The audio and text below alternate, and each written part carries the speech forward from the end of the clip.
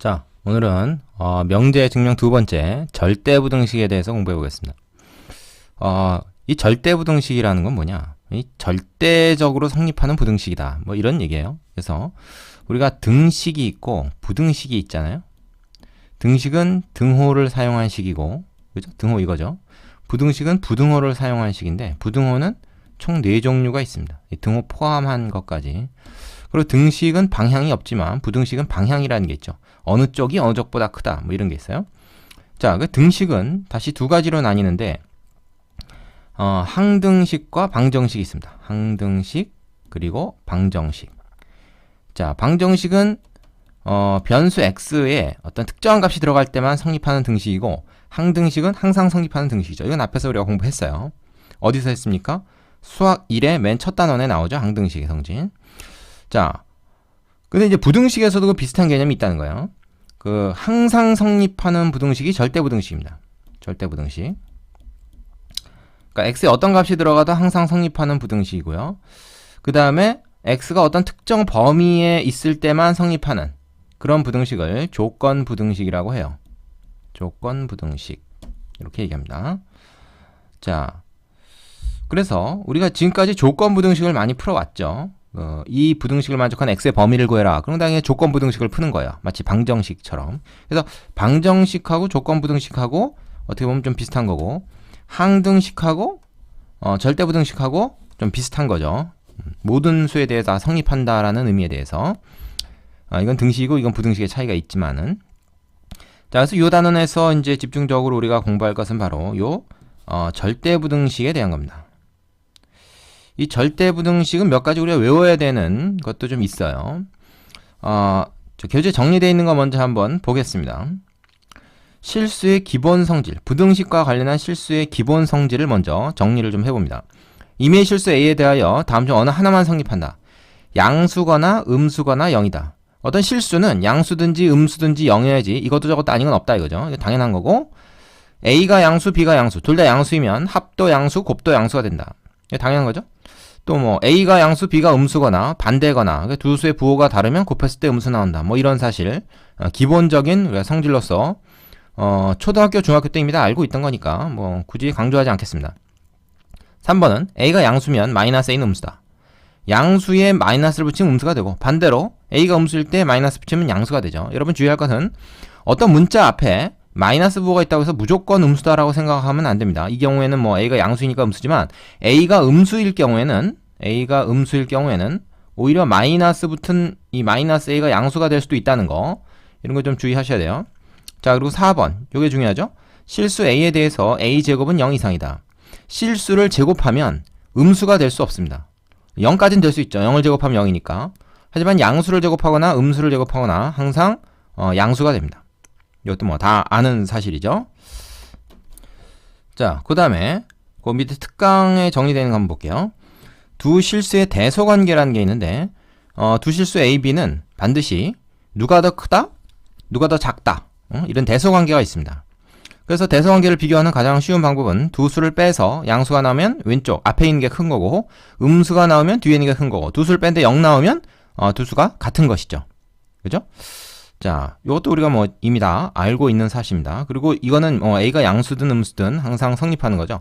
대소관계 비교하는 것 중에서 가장 기본적인 방법이 두 수를 빼서 차의 부호를 비교하는 것이다 하는 내용, 이미 우리가 부등식에서 다 공부했습니다.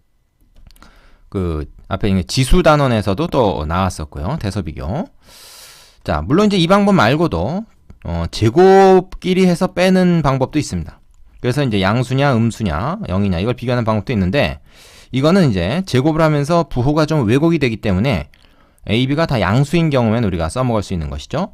또 어떤 방법도 있습니까? 두 수를 나눠서 얘가 1보다 크냐 작으냐 1이냐 이걸 가지고 A가 크냐 B가 크냐를 또 비교하는 방법도 있죠. 이것도 역시 A, B가 양수일 때만 주로 써먹는 방법입니다.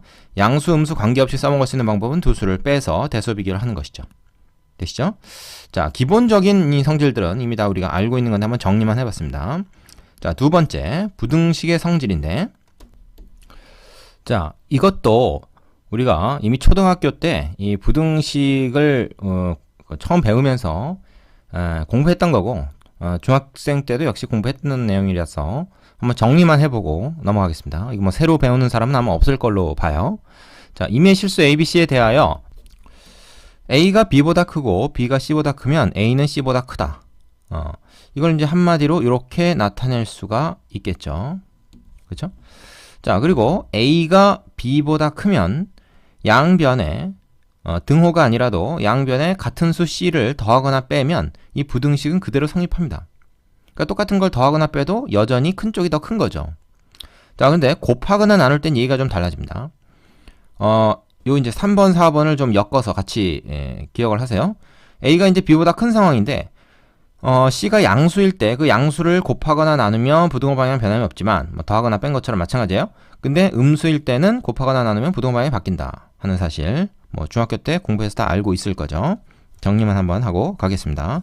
여기서 이제 문자로 나왔기 때문에 뭐 마이너스가 안 붙어 있다고 해서 다 양수가 아닌 거죠. 속에 마이너스가 들어 있을 수도 있으니까 그런 부분 좀 주의해야 됩니다. 그러니까 문자로 양변을 나눌 때는 그래서 3번에 해당하는지 4번에 해당하는지를 잘 구분해야 돼요. 그러니까 그러니까 C가 양수냐 음수냐를 우리가 구분을 해서 풀어야 됩니다. 문제에서 주어지면 뭐 괜찮지만 주어지지 않을 경우엔 두 가지 경우로 나눠서 따로따로 얘기를 해야 된다고 하는 것이죠. 자, 절대 부등식이라는 거가 있습니다. 이 절대 부등식이라는 것은 어떤 것이냐? 부등식인데 문자에 대입할 수 있는 모든 실수에 대하여 항상 성립하는 등식이다.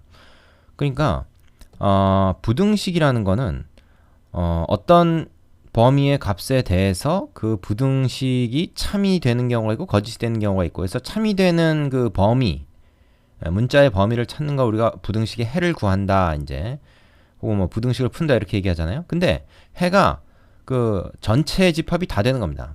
그러니까 모든 실수값에 대해서 항상 성립하는 부등식이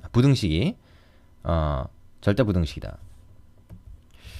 요 오타네요. 등식이 아니라 이거 부등식입니다. 그죠? 항상 성립하는 부등식. 항상 성립하는 등식은 항등식이었죠. 그래서 항상 성립하는 부등식. 요거로 이제 비교되는 개념이 뭐냐면 조건 부등식이에요. 조건 부등식.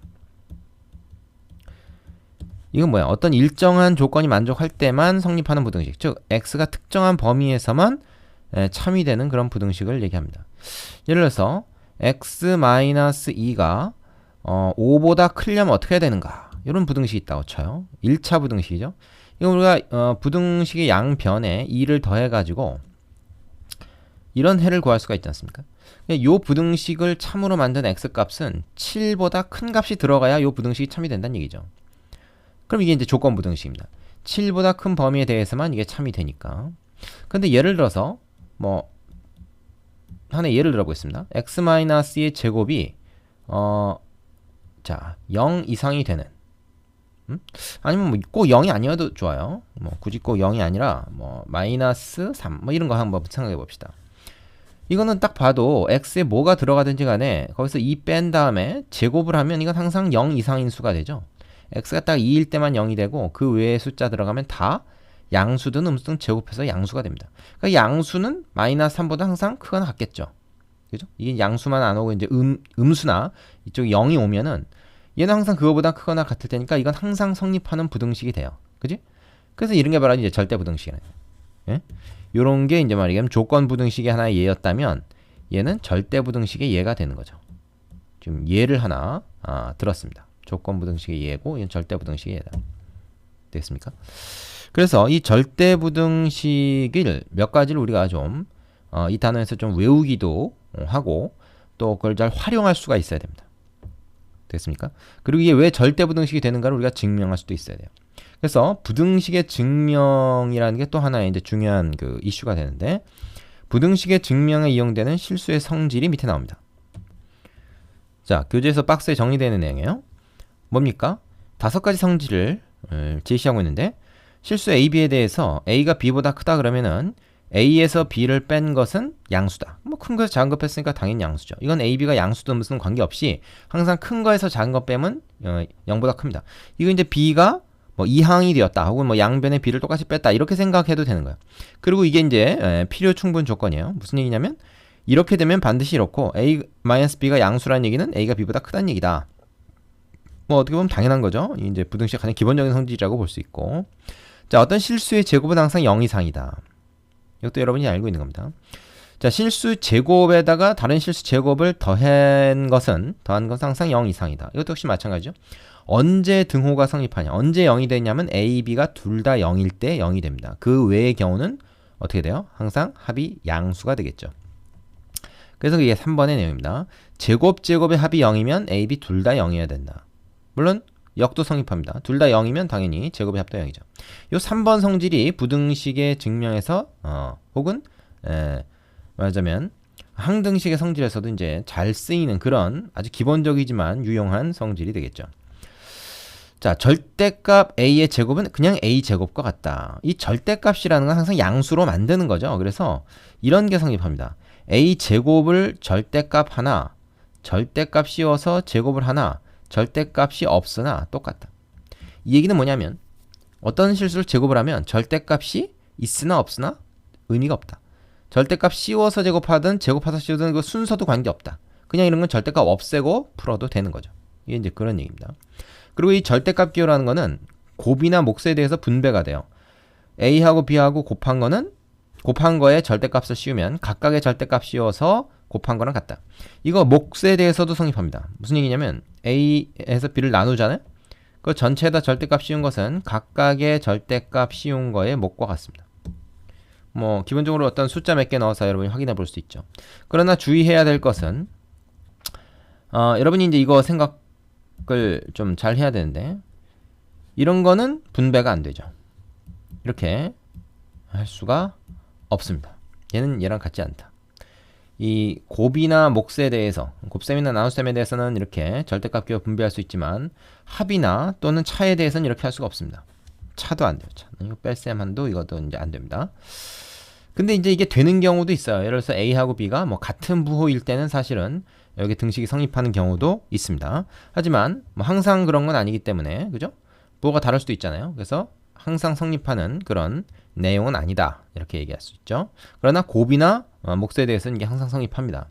요거 주의하세요. 이 절대값 기호의 굉장히 중요한 성질 중에 하나입니다.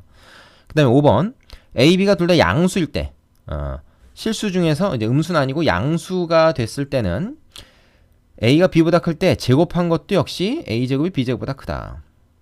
이제 하나가 음수면은 요거 얘기가 좀 달라야 돼요. 부호 자체가 변해버리기 때문에 비교가 안 됩니다. 비교하기가 좀 어렵습니다. 근데 둘 다 양수일 때는 부담 없이 비교할 수 있다는 거죠.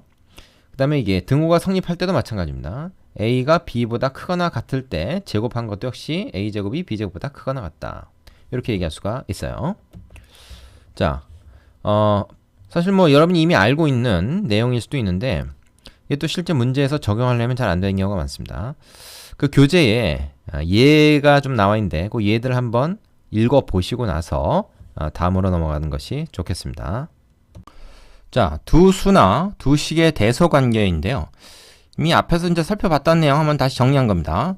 자, 두 수 A와 B의 대소관계는 어떻게 찾느냐. 뭐 식이든 수든 마찬가지 원리가 적용이 됩니다. 첫 번째, 차의 부호를 조사해서 양수 나오면 앞에 거, 음수 나오면 뒤에 거 같은 0이 되면 둘이 같다. 앞에서 얘기했죠. 자, 근데 제곱의 차의 부호를 조사하는 경우도 있어요. 이때는 A, B가 둘 다 0 이상인 수에서만 성립합니다. 왜냐하면 음수도 제곱하면 양수가 되거든요. 그래서 원래 수의 그 대소 관계랑 좀 달라지는 경우가 있습니다. 그렇기 때문에 우리가 제곱의 차의 부호를 조사해서 대소 비교를 할 때는 둘 다 양수인 경우만 쓴다. 그 다음에 A, B의 B를 조사한다. 나눠서 1보다 크냐 작으냐. 이건 1과 비교해야 되죠. 이것도 역시 마찬가지로 양수인 경우를 따른다. 근데 위에서는 0인 경우도 되는데 이거는 이제 분모가 0이면 안 되니까 양수인 경우로 한정해서 우리가 이 방법을 씁니다. 주로 지수가 많거나 뭐 곱의 형태로 되어 있을 때는 약분을 이용하기 위해서 이 방법을 쓰기도 합니다. 이 세 가지 방법으로 대소 비교를 하는데요. 가장 많이 쓰는 건 역시 1번이죠. 되시죠? 1번이 안 될 때는 2번, 3번 방법도 좀 고려를 해보도록 합니다. 자, 여기까지 기본적인 사항이었고요. 네 번째로 이제 절대부등식을 본격적으로 얘기를 해보겠습니다. 자, 4번은 기본적인 절대부등식인데요. 이거는 우리가 워낙 자주 쓰이는 거기 때문에 몇 가지 외워둬야 되는 절대부등식이 있습니다. 자, 1번, 2번 한꺼번에 우리가 생각을 해볼 수가 있어요. 뭐냐면 A 플러스 혹은 마이너스 B 이 항의 완전 제곱. 이거는 실수의 제곱이 되기 때문에 항상 0 이상이 된다 하는 거 당연하겠죠. 이걸 전개한 것에 불과합니다. 그 다음에 3번은 뭔가요 이거? 곱셈 공식의 변형에서 우리가 자주 나왔던 겁니다. 3번 어떤 거죠? 이거 변형하면 이렇게 되거든요. 2분의 1 그리고 a-b 제곱 b-c의 제곱 c-a의 제곱 이렇게 된다는 거 아시죠? 이거 변형되는 거 모르는 사람은 수학 1 다시 보세요. 그렇기 때문에 제곱의 합이니까 얘는 0 이상 이것도 0 이상 이것도 0 이상 해가지고 전체적으로 0 이상이 된다 이렇게 얘기할 수 있어요. 언제 0이 되겠습니까? A, B, B, C, C, A 요것이 다 똑같을 때, 그러니까 세 수가 다 같은 수일 때 0이 성립합니다. 요거일 때 등호 성립 이렇게 얘기할 수가 있겠죠. 자, 그리고 여기 나와 있네. 그 다음에 4번 보십시오. 이 절대값과 관련해서 절대값 A와 절대값 B의 합은 합의 절대값보다 항상 크거나 같다. 자, 언제 같겠습니까? A, B가 둘 다 플러스거나 둘 다 마이너스일 땐 등호가 성립해요. 그러니까 이거 아까 앞에서 잠깐 얘기했지만 요거를 갖다가 이렇게 덧셈을 분배한 거에 해당되는 거죠. 그게 등호일 때 성립하는데 그렇지 않을 경우에는 이건 이제 말하자면 두 양수의 차가 돼버리는 거죠. 하나가 양수고 하나가 음수면. 그래서 절대값이 확 줄어듭니다. 그러니까 항상 이쪽이 크게 돼 있어요. 자, 반대로 뺐을 때는 이거 뭐야? 두 절대값의 차가 되는데 이때는 a-b가 만약에 부호가 서로 다르잖아요? 그럼 이쪽이 더 크게 됩니다. 근데 이 경우에도 a하고 b가 부호가 같을 때, 둘 다 플러스거나 둘 다 마이너스일 때는 역시 등호가 성립해요. 그러니까 이런 경우 좀만 생각해 보면 돼요. 뭐 단순하게 외워서 될 문제는 아닙니다. 자, 되시겠죠? 그 밑에 나온 특강 잠깐 보겠습니다. 특강이 아니고 이제 보충이네요. 보충 볼까요? AB가 실수일 때 요것들이 성립한다 하는 건데, 아까 요 위에서 이제 EAB가 있어가지고 완전 제곱식으로 변형했는데 얘 같은 경우 완전 제곱식으로 변형은 안 되죠. 하지만 얘는 이 앞부분만 완전 제곱식으로 변형을 하면 됩니다. 여기다 뭐예요? 여기다가 말하자면 요거의 절반의 제곱, 다시 말해서 2분의 b 요거 이제 요거에다가 요걸 a를 이제 x처럼 보는 거죠. 요거의 제곱을 한번 더했다가 빼는 거예요. 제곱을 한번 더했다가 뺍니다. 그러면 앞에가 요거 완전 제곱이 되고 뒤에는 b제곱하고 마이너스 4분의 b제곱하고 합해서 4분의 3b제곱이 되는데, 이렇게 됐을 때 제곱 플러스 뭔가 제곱에다 양수 곱한 거니까 이거는 어쨌든 0 이상이 둘 다 되고 0 이상인 수 두 개를 더하게 되면 당연히 0 이상이 되겠죠. 그래서 이 식도 항상 0 이상이 되고, 또 등호는 각각이 0이 될 때 성립하니까 여기서 이제 얘가 0이 되려면 b가 0인 수밖에 없고 b가 0이면 당연히 a도 0이어야 됩니다. 그래서 a, b가 둘 다 0일 때 성립한다. 이것도 가끔 쓰이니까 이것도 조금 기억을 좀 해두세요. 아니면 건 눈에 좀 익혀두면 되는 거죠. 되시죠? 자, 이제 요 단원에서 가장 중요한 산술평균, 기하평균 관계로 넘어가겠습니다. 자, 산술평균, 기하평균 관계라고 하는 게 있는데요. 내용을 먼저 한번 보겠습니다. A가 0 이상, B도 0 이상일 때, 즉 뭐 두 양수라고 생각하면 되겠죠.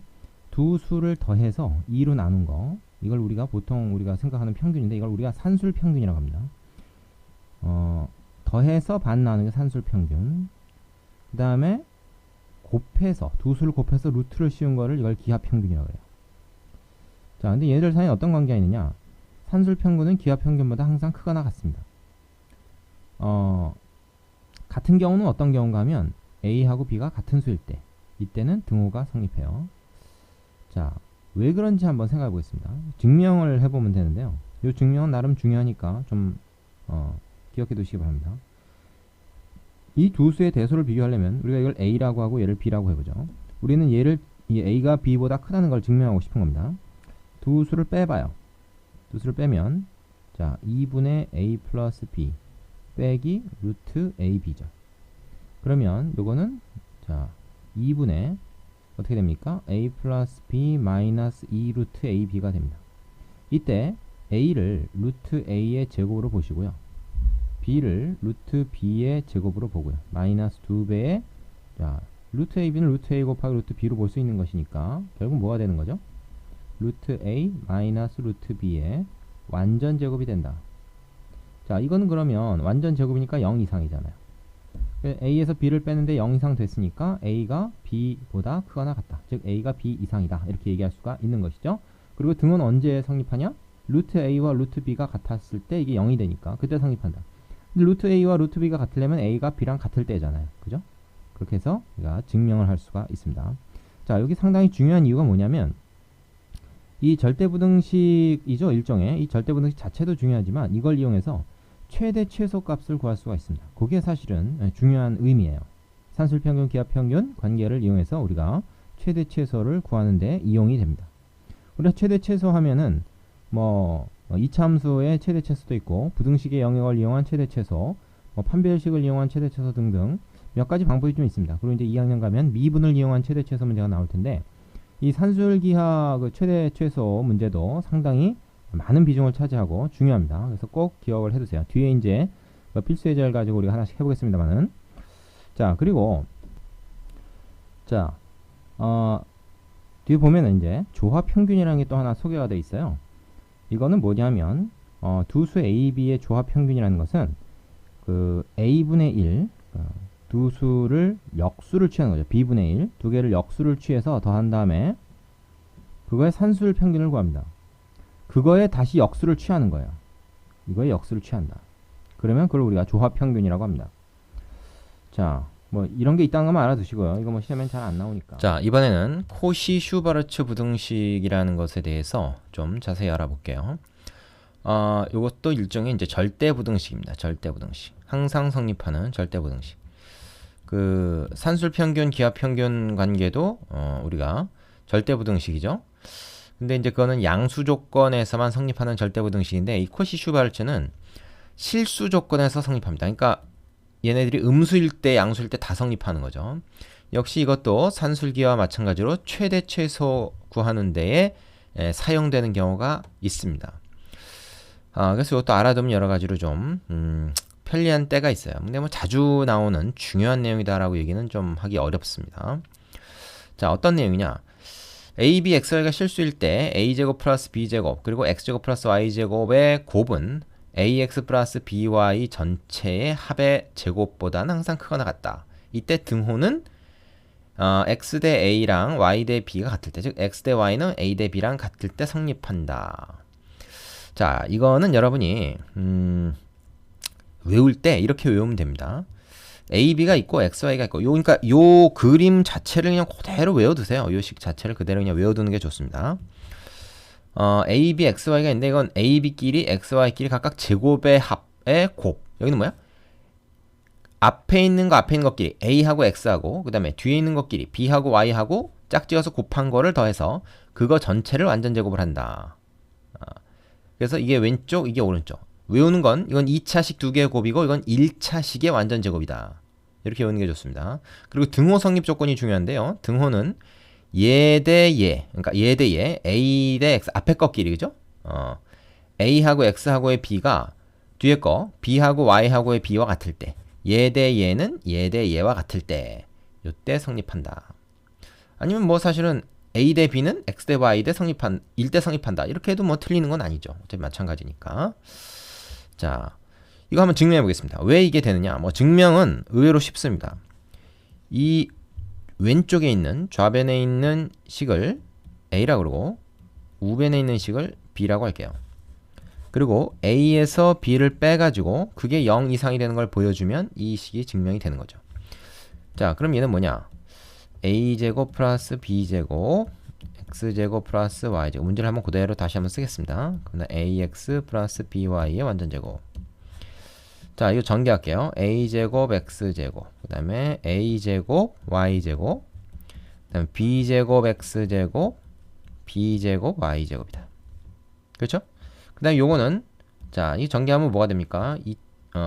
완전제곱식 전개니까 A제곱 X제곱 앞에 거 제곱 그 다음에 뒤에 거 앞에 마이너스 붙어 있으니까 이렇게 되겠죠. 그 다음에 플러스 2배의 앞에 뒤에 곱이니까 근데 앞에 마이너스 붙어서 마이너스 2abxy다. 이렇게 할 수 있겠죠.